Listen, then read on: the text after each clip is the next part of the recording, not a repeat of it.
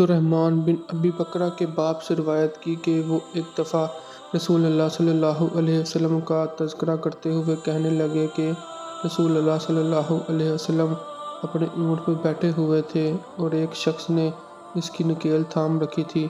آپ صلی اللہ علیہ وسلم نے پوچھا، آج یہ کون سا دن ہے؟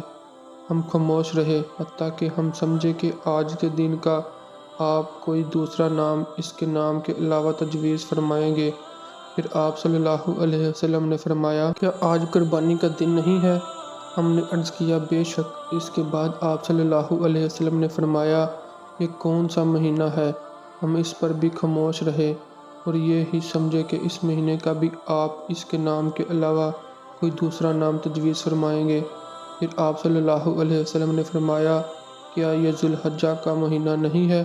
ہم نے عرض کیا، بے شک۔ آپ صلی اللہ علیہ وسلم نے فرمایا، تو یقیناً تمہاری جانیں اور تمہارے مال اور تمہاری آبرو تمہارے درمیان اسی طرح حرام ہیں جس طرح آج کے دن کی حرمت تمہارے اس مہینے اور اس شہر میں ہے۔ بس جو شخص حاضر ہے اسے چاہیے کہ غائب کو یہ بات پہنچا دے، کیونکہ ایسا ممکن ہے کہ جو شخص یہاں موجود ہے وہ ایسے شخص کو یہ خبر پہنچائے جو اس سے زیادہ حدیث کا یاد کرنے والا ہو۔ صحیح البخاری حدیث نمبر 67۔